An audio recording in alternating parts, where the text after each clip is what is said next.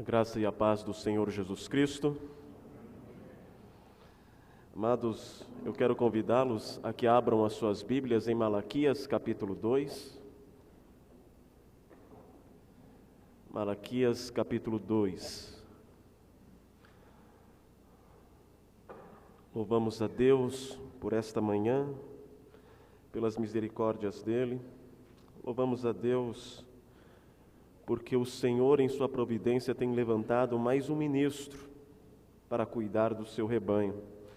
E particularmente para mim é um motivo de muita felicidade e de alegria, porque há alguns anos eu e Elias estávamos no ônibus, saindo do seminário, Elias sempre falando bem da Tati, que na época ele estava conhecendo ainda, não eram casados. E nós, muitas vezes, compartilhamos as nossas dificuldades, as nossas dores, e nunca passou na cabeça de nenhum dos dois que um dia nós estaríamos aqui juntos de novo. Nos perguntávamos, sim, se na vida do ministério um dia nós iríamos nos reencontrar, mas não tínhamos ideia. Mas o Senhor, em sua providência, fez com que nós trabalhássemos juntos, o que foi muito bom para mim e creio que para o Elias também. É ele que está dizendo. Deus o abençoe, meu irmão. Grato ao Senhor pela sua vida, pela vida da sua família. Vamos ler o texto de Malaquias capítulo 2. Faremos a leitura do versículo 1 ao versículo 9.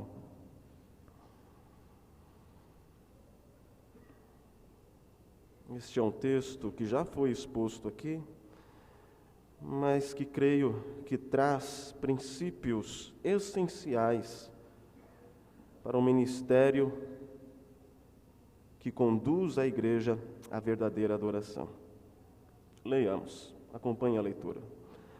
Agora, ó sacerdotes, para vós outros é este mandamento: se o não ouvirdes, e se não propuserdes no vosso coração dar honra ao meu nome, diz o Senhor dos Exércitos, enviarei sobre vós a maldição e amaldiçoarei as vossas bênçãos. Já as tenho amaldiçoado, porque vós não propondes isso no coração. Eis que vos reprovarei a descendência, atirarei excremento ao vosso rosto, excremento dos vossos sacrifícios, e para junto deste sereis levados. Então sabereis que eu vos enviei este mandamento, para que a minha aliança continue com Levi, diz o Senhor dos Exércitos. Minha aliança com ele foi de vida e de paz. Ambas lhe dei eu para que me temesse, e com efeito ele me temeu e tremeu por causa do meu nome. A verdadeira instrução esteve na sua boca, e a injustiça não se achou nos seus lábios. Andou comigo em paz e em retidão, e da iniquidade apartou a muitos. Porque os lábios do sacerdote devem guardar o conhecimento, e da sua boca devem os homens procurar a instrução. Porque ele é mensageiro do Senhor dos Exércitos. Mas vós vos tendes desviado do caminho, e por vossa instrução tendes feito tropeçar a muitos. Violastes a aliança de Levi, diz o Senhor dos Exércitos. Por isso também eu vos fiz desprezíveis e indignos diante de todo o povo, visto que não guardastes os meus caminhos, e vos mostrastes parciais no aplicardes a lei. Ó Deus, rogamos humildemente a tua bênção sobre nós, a iluminação do teu Santo Espírito, a fim de que entendamos a tua palavra. Ó Pai, nós te agradecemos e te louvamos por esse momento que o Senhor nos concede,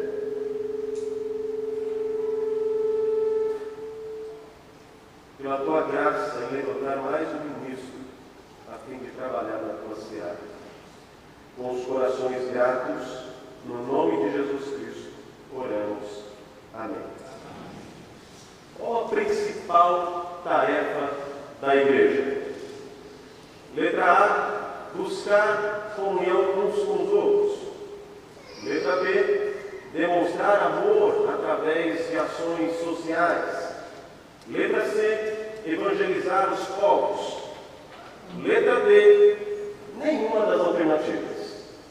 Resposta certa, letra D. Nenhuma das alternativas. Como assim? Bem, não negamos que essas sejam tarefas da igreja, mas não consideramos ser elas a principal tarefa da igreja, ou as principais tarefas da igreja. Qual então a principal tarefa da igreja? A principal tarefa da igreja é a mesma tarefa principal de todo indivíduo: glorificar a Deus e desfrutar de Deus para sempre. Em Efésios, capítulo 1, a partir do versículo 3, Paulo dirá que Deus nos elegeu e nos predestinou, Deus Pai fez tudo isso e nos abençoou com toda sorte de bênçãos celestiais para louvor da sua glória. Que Jesus Cristo, o amado, nos redimiu na plenitude dos tempos, nos justificou para louvor da sua glória. E que o Espírito Santo aplicou a obra redentora em nossos corações e se fez selo, garantia da nossa salvação, em louvor da sua glória. Portanto, Deus Pai nos elegeu, Deus Filho nos redimiu e Deus Espírito nos selou para louvor da sua glória. Esse é o propósito, esse é o fim. Portanto, na adoração, a igreja experimenta o propósito de sua eleição, redenção e selo, que é glorificar a Deus, que é adorá-lo. E por que estou falando isso? Porque o assunto principal de Malaquias é a adoração. O livro de Malaquias foi escrito décadas depois do exílio, em um período em que o povo estava sob o jugo do Império Persa. E neste período o povo se sentia desestimulado a adorar. Este livro, que está dividido em 5 sessões, e estas 5 sessões são marcadas por 5 diálogos, e em cada diálogo Deus condena a perversão do culto pelo povo e também pelos sacerdotes. O povo havia falhado em adorar a Deus, e os sacerdotes tinham fracassado em conduzir o povo à verdadeira adoração. Deus esperava que os sacerdotes fizessem 3 coisas. Primeiro, que eles oferecessem os sacrifícios do povo de acordo com a lei de Moisés. Segundo, que eles guardassem o templo e zelassem por ele. E terceiro, que eles instruíssem o povo na lei de Deus. Os sacerdotes, no entanto, fracassaram em tudo isso. E a primeira coisa que Deus faz, no capítulo 2, é conclamar os sacerdotes ao arrependimento, ameaçando-os com as maldições da aliança. Versículo 1 e 3, veja: agora, ó sacerdotes, para vós outros é este mandamento, vocês que deveriam estar acostumados com o mandamento de Deus. Eu tenho um mandamento para vocês: se o não ouvirdes e se não propuserdes no vosso coração dar honra ao meu nome, diz o Senhor dos Exércitos, enviarei sobre vós a maldição. Que maldição é essa? É a maldição pactual. Está lá em Deuteronômio capítulo 28, que pode ser resumida: se vocês me obedecerem, bênção; se vocês me desobedecerem, maldição. E amaldiçoarei as vossas bênçãos. Quando vocês levantarem as mãos para abençoar o povo, eu vou reverter essas bênçãos em maldições. E na verdade eu já tenho feito isso, diz o Senhor. Vocês estão reclamando do jugo dos persas, vocês estão reclamando das dificuldades que estão passando. Isso é sinal que eu já tenho transformado as bênçãos dos sacerdotes em maldições. Versículo 3: eis que vos reprovarei a descendência. O ofício sacerdotal era passado de pai para filho, daqueles que eram da tribo de Levi. O que Deus está dizendo é: eu não quero vocês, eu não quero os seus filhos. Atirarei excremento ao vosso rosto, excremento nos vossos sacrifícios, e para junto destes sereis levados. A lei dizia que o excremento, o couro do animal, deveria ser lançado fora do arraial. E somente as partes principais que deveriam ser ofertadas ao Senhor em sacrifício. Logo, se alguém se contaminasse com o excremento, seria considerado cerimonialmente impuro e não poderia oficializar os sacrifícios no templo. Deus está dizendo: eu vou passar excremento na cara de vocês, porque vocês não me honram. O filho, diz o versículo 6 do capítulo 1, o filho honra o pai, e o servo ao seu senhor. Se eu sou pai, onde está a minha honra? E se eu sou o Senhor, onde está o respeito para comigo? Diz o Senhor dos Exércitos a vós outros. Ó sacerdotes, que desprezais o meu nome. E vós dizeis: em que desprezamos nós o teu nome? E agora no capítulo 2, Deus está dando um exemplo. Vocês me desprezam porque vocês não obedecem a lei, porque vocês não cumprem com os seus papéis. E eu vou contaminá-los com excremento para que vocês sejam expulsos do templo. E então chegamos à segunda parte do capítulo 2, que é a que eu gostaria de me ater. Essa segunda parte vai do versículo 5 até o versículo 7. E nessa segunda parte, eis aqui um padrão de como os sacerdotes deveriam ser. Eis aqui um ideal. Eis aqui marcas essenciais que não podem faltar em um sacerdote naquela época e que não podem faltar em um ministro do Senhor, que tem como obrigação conduzir o povo de Deus à adoração verdadeira. E por que isso é importante? O que esse texto tem a ver com a ordenação do ministro? Deus vocaciona homens para serem instrumentos dele, a fim de conduzir a igreja a cumprir sua principal tarefa, que é adoração. E pensando nisso, eu gostaria de falar sobre as marcas de um ministro que conduz a igreja à verdadeira adoração. As marcas de um ministro que conduz a igreja à verdadeira adoração. A primeira marca, nós vemos no versículo 5: minha aliança com ele foi de vida e de paz. Ambas lhe dei eu para que me temesse. Com efeito, ele me temeu e tremeu por causa do meu nome. Levi aqui, que não foi sacerdote, mas está apontando para os primeiros sacerdotes. E principalmente para Finéias, que demonstrou um zelo tremendo pelo Senhor. Deus está então mostrando características dos primeiros sacerdotes. E a primeira característica, a primeira marca de um ministério que conduz a igreja à verdadeira adoração é a reverência. Minha aliança com ele foi de vida e de paz, ambas me dei eu para que me temesse, e com efeito ele me temeu e tremeu. A primeira qualidade do sacerdote, o que se requer dele é que ele tema e trema diante de Deus. E o que é temer? Temor aqui está associado à adoração, que leva à obediência. Exemplos: as parteiras hebreias temeram o Senhor e deixaram viver os meninos. Ou seja, elas reconheceram quem era Deus e então agiram de forma bem concatenada com o que Deus é. Em Levíticos capítulo 25 nós temos alguns versículos, como o versículo 17: não oprimas ao vosso próximo, tema a Deus.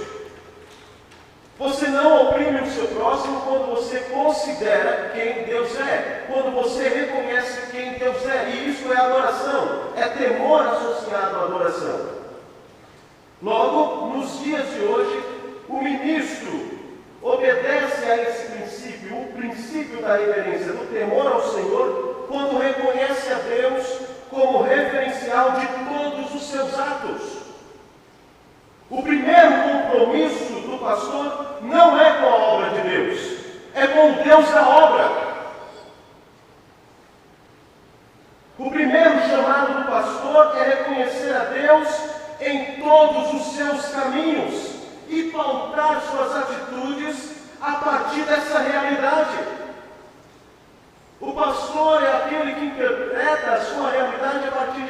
Deus é, em um estado perene de adoração e reconhecimento à majestade e à glória do Senhor. E isto molda o seu caráter, as suas atitudes. E como a igreja sabe que o candidato ao ministério ou pastor é reverente? Como a igreja sabe que o candidato ao ministério ou o pastor teme a Deus? Eu tenho algumas sugestões. Primeiro, quem teme a Deus não entra no ministério sem a certeza de sua vocação. Reverendo Augusto Nicodemos diz: é impressionante a superficialidade, a falta de motivação, de consciência vocacional de muitas pessoas que entram no seminário, querem ser pastores, mas não entram para o ministério com temor e temor. Antes, consideram um simples meio de vida, como qualquer outro. É mais uma forma de ter um recurso financeiro, é só mais uma forma de ter um espaço, eu que gosto de estudar, e ainda ser mantido financeiramente pela igreja, enquanto me distraio com os meus estudos. Isso não é reverência, isso não é temor ao Senhor. A primeira característica, ou melhor, um dos indícios de que o pastor, de que o vocacionado teme ao Senhor, é que ele não entra no ministério sem a certeza de sua vocação. Eu lembro que a primeira vez que eu conversei sobre isso, o reverendo Bill Barker, o dono da Publicações Evangélicas Selecionadas, falando sobre o meu possível chamado ao ministério, ele me deu um conselho muito simples: desiste. Desista! Faça de tudo para não entrar nessa. E foi o que eu fiz. A ideia era: se Deus te pegar, depois de você tentar desistir, é porque você tem o chamado. Porque, irmãos, eu já vi gente não vocacionada no ministério, mas nunca vi um vocacionado fora do ministério. Deus sempre traz os seus vocacionados ao ministério, apesar a respeito das dificuldades. Uma outra característica do pastor que teme a Deus é que ele vive em santidade.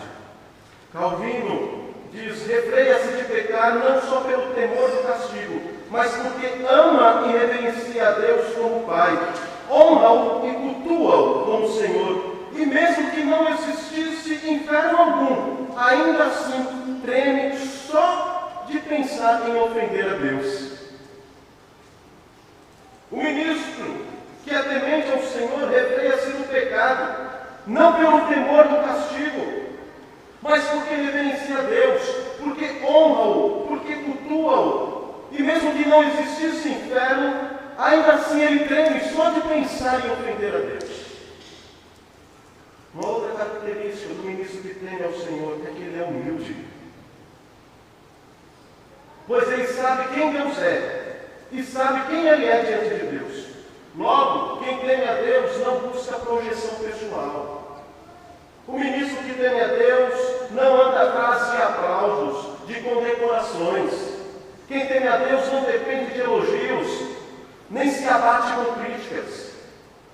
E somente um pastor reverente que teme a Deus poderá levar a igreja a cumprir sua principal tarefa, que é a adoração. Logo, a primeira marca de um ministério que conduz a igreja à verdadeira adoração é a reverência. E qual a segunda marca? Qual a segunda marca de um ministério que conduz a igreja à verdadeira adoração? Versículo 6. A verdadeira instrução esteve na sua boca. Versículo 7. Porque os lábios do sacerdote devem guardar o conhecimento, e da sua boca devem os homens procurar a instrução, porque ele é mensageiro do Senhor dos Exércitos. A segunda marca é a marca do ensino. O conhecimento da lei de Deus era parte tradicional no treinamento de um sacerdote. Ele deveria ser apto para o ensino, para instruir o povo. E aqui Malaquias confere ao sacerdote o papel de conselheiro, procurado por pessoas em situações específicas para orientações. Para isto era essencial experiência pessoal com Deus e conhecimento da lei, da palavra do Senhor. Nos nossos dias não é diferente. O pastor deve conhecer para ensinar. Por isso é necessário que os pastores se afadiguem, se cansem, fiquem exaustos no estudo da palavra e no ensino. E não basta apenas conhecer, é necessário saber transmitir o conhecimento. Uma das qualificações do ministério é que o ministro seja apto para ensinar. E esta expressão, apto para ensinar, é só uma palavra no grego. Didaktikon, de onde vem a nossa palavra didático. Ele deve ser didático, deve saber ensinar. Não basta ser um poço de conhecimento, deve saber transmitir. As pessoas devem entendê-lo. O pastor é um mestre. A ele cabe o privilégio de ensinar as verdades do Evangelho ao povo de Deus. O pastor precisa cavar as insondáveis riquezas do Evangelho. O pastor é um estudioso. A palavra do conhecimento deve estar em seus lábios para instruir o povo. Ele precisa ser um homem de alma sedenta para aprender e ter um coração ardente para ensinar. O pastor deve ser alguém apegado à palavra de Deus, a fim de que a verdadeira instrução esteja em sua boca. Spurgeon disse a respeito de John Bunyan: corte-o em qualquer lugar e você descobrirá que o seu sangue é cheio de Bíblia. A própria essência da Bíblia fluirá dele. Ele não pode falar sem citar um texto, pois sua alma está repleta da palavra de Deus. Vimos até aqui que as marcas do ministério que conduz a igreja à verdadeira adoração são reverência e ensino. A terceira marca essencial do ministério que conduz a igreja à verdadeira adoração é a santidade. Versículo 6: e a injustiça não se achou nos seus lábios, andou comigo em paz e retidão. O sacerdote escolhido por Deus, além de conhecer a lei de Deus, vive-a. Ele a vive. Ele é um sermão vivo. A injustiça não se achou nos lábios dos primeiros sacerdotes, simbolizados por Levi. Perceba que aqui as palavras são uma amostra do caráter. Afinal, a boca fala do que o coração está cheio. Andou comigo em paz e em retidão. Nesta frase, temos uma expressão que denota comunhão íntima com Deus. Andava com Deus. Esse critério é válido para os dias de hoje. Deus requer que aqueles que se dizem chamados atestem sua vocação através de uma vida santa. Mas parece que alguns candidatos e até mesmo ministros têm se esquecido disso. Não somente os ministros, mas a igreja. Em seu livro A Redescoberta da Santidade, J. Packer afirma que o crente dos dias de hoje enxerga a santidade como algo obsoleto. E ele dá algumas razões. A primeira: não ouvimos mais falar de santidade em pregações e nos livros. Tem sido muito raro. A segunda: não tocamos na necessidade de santidade pessoal. A terceira: não insistimos que nossos líderes devam ser santos. Afinal, nós vivemos em uma era em que o que vale é a técnica.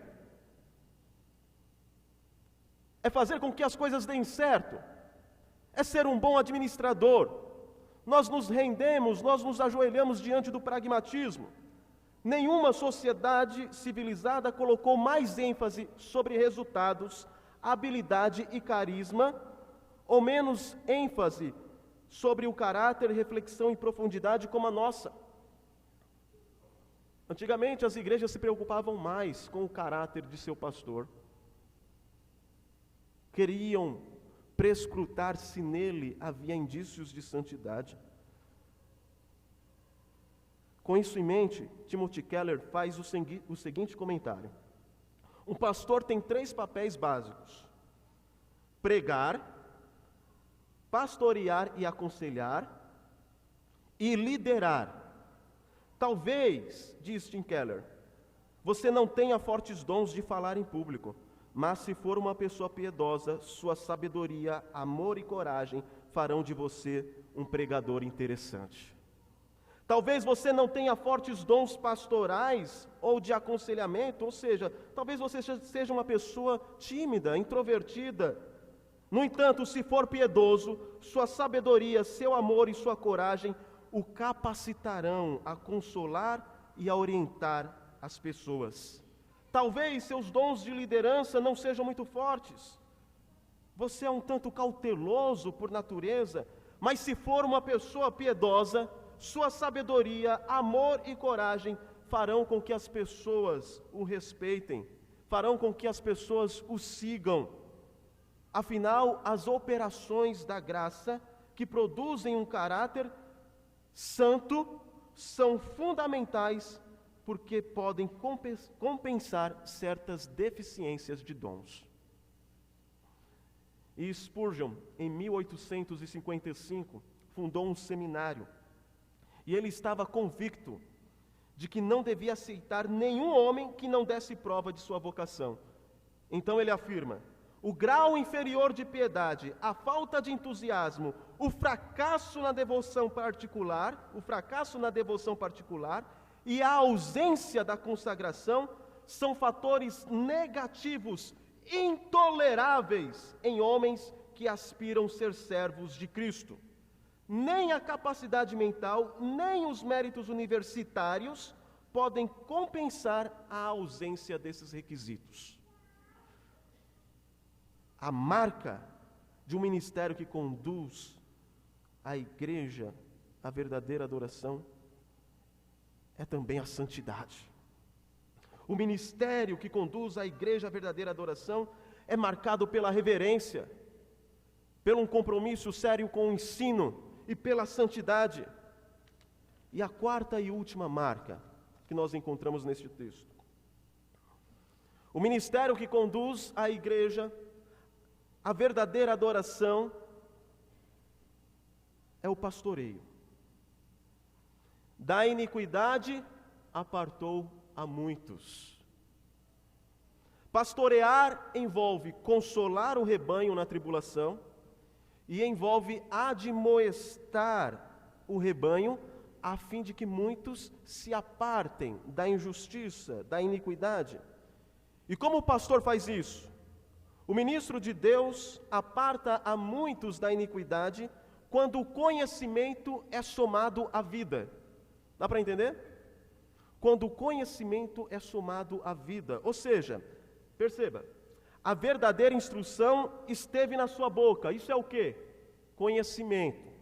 Mas a injustiça, não é mais, né? Mas mais, somado.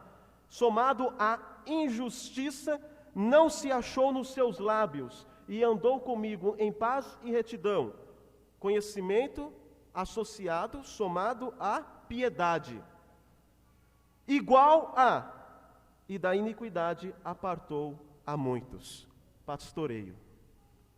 O pastor pastoreia com conhecimento e com a vida.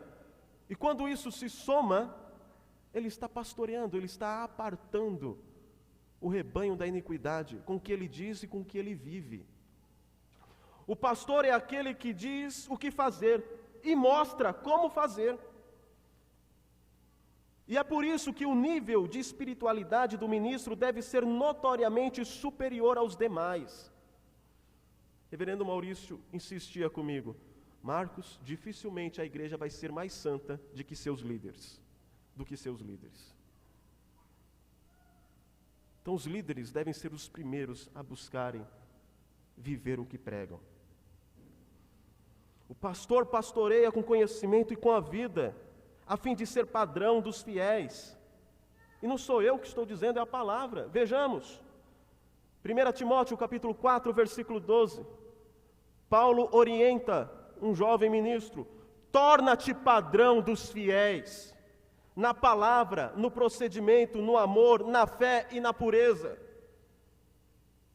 1 Pedro, capítulo 5, versículo 2 ao 3, pastoreai o rebanho de Deus que há entre vós, não por constrangimento, mas espontaneamente, como Deus quer, tornando-vos modelos do rebanho. Tito, capítulo 2, versículos 7 ao 8, torna-te pessoalmente padrão de boas obras. No ensino, mostra integridade, reverência, linguagem sadia e irrepreensível, para que o adversário seja envergonhado.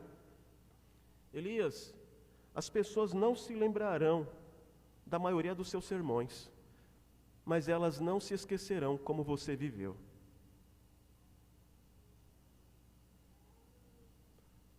Porque o exemplo fala mais alto. As palavras falam, mas o exemplo grita. O ensino fiel, somado à coerência da vida com que se prega, aparta muitos da iniquidade. Robert Murray McCheyne diz: não são grandes talentos que Deus usa, mas a grande semelhança com Jesus. Um pastor que vive em santidade é uma arma poderosa nas mãos de Deus. Aqueles sacerdotes, no entanto, não estavam vivendo assim. Eles não estavam cumprindo com seus deveres. Por isso que este capítulo se encerra da seguinte maneira: mas vós vos tendes desviado do caminho, versículo 8, e por vossa instrução tendes feito tropeçar a muitos. Ao invés de fazer apartar-se da iniquidade, eles estavam fazendo o rebanho tropeçar. Violaste a aliança de Levi, diz o Senhor dos Exércitos. Por isso também eu vos fiz desprezíveis e indignos diante de todo o povo, visto que não guardastes os meus caminhos e vos mostrastes parciais no aplicardes a lei. Não existem líderes neutros. Eles são uma bênção ou um problema. Se não aparta a muitos da iniquidade, fazem tropeçar muitos. A igreja deve se perguntar: será que este candidato tem desviado muitos da iniquidade? O ministro deve se perguntar: será que é o meu conhecimento, a minha palavra, o meu exemplo tem desviado muitos da iniquidade? Ou será que ele, ou o ministro, pode chegar à conclusão que eu tenho sido uma pedra de tropeço? Porque se for assim, Jesus diz: melhor lhe fora que lhe pendurasse ao pescoço uma pedra de moinho e fosse lançado ao mar, do que fazer tropeçar um destes pequeninos. Eu encerro. E a minha sensação depois de tudo isso é um fardo, é um peso esmagador. À luz de todas essas exigências, quem é suficiente para viver desse modo? Parece nos restar apenas a opção da maldição. Porque se não vive assim, está sujeito à maldição. Então eu lembro que teve um que levou os meus fardos, o meu peso. Teve um que se fez maldição por mim e que me sustenta pela sua graça. Embora o final desse texto seja dramático, o livro de Malaquias não termina assim. Ele termina com um gosto de esperança. O sol da justiça raiará. Deus enviará o anjo da aliança, aquele que nos purificará, a fim de oferecermos ofertas justas ao Senhor. O último versículo termina com uma promessa de conversão e livramento das maldições. A verdade, meus irmãos, é que embora essas marcas atestem o chamado ministerial, estas não são as nossas marcas. Não são as marcas propriamente do ministro. Elas não procedem de nós mesmos. Essas marcas não procedem do ministro.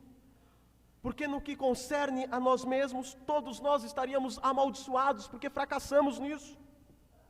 Mas Cristo se fez maldição por nós e nos purificou de toda injustiça, para que pudéssemos entregar as nossas vidas a Deus como um sacrifício vivo.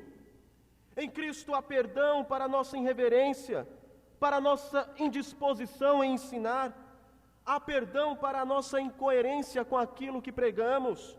Nele há restauração, nele há poder, e o seu Espírito que habita em nós nos dispõe ao arrependimento e a vivermos daqui para frente, reverentemente, apegados à palavra, santos e irrepreensíveis, como instrumentos de Deus para a transformação de outros por meio da palavra.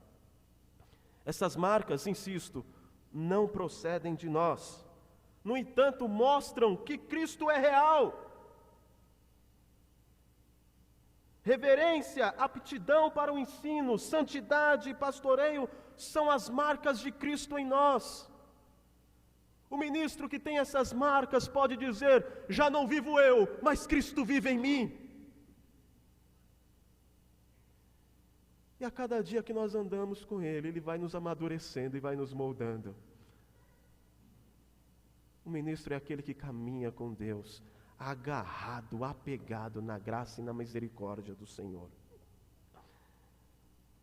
E essas marcas são as evidências de que Ele nos perdoou, de que Ele nos restaurou, de que Ele nos fez novas criaturas e nos deu um ministério que é sustentado pela graça e misericórdia. Amados, somos pecadores e muito temos nos distanciado dessas verdades e qualificações, mas a mesma palavra que mostra o que fazer nos revela como viver. E como o ministro deve viver? Devemos viver na suficiência da graça de Cristo. Faço minhas as palavras do pastor Paul Tripp. Pastores, vocês não precisam ter medo do que está em seu coração. E vocês não precisam temer ser conhecido, porque não há nada em vocês que possa ser exposto que já não tenha sido coberto pelo precioso sangue do seu Rei Salvador Jesus. E isso nos impulsiona à confissão, ao arrependimento, à mudança. O Senhor Jesus nos capacita para isso. O pastor não é um super crente, mas um mendigo. Um mendigo dizendo a outros mendigos onde encontrar pão. Vejam, o pão da vida está me nutrindo. Olhem para Ele, se alimentem dEle, sejam reconciliados com Deus por meio dEle, para que vocês cumpram com a principal tarefa da igreja, que é glorificar a Deus e desfrutar dEle para sempre. Pastor é aquele que aponta para o todo suficiente Cristo Jesus. Conclusão: o ministério que conduz a igreja à verdadeira adoração é marcado pela reverência, pelo ensino, pela santidade, pelo pastoreio efetivo e principalmente marcado pela centralidade do Evangelho da graça de Jesus Cristo. Amém. Cantemos um hino dirigidos pelo coral Asas da Alva.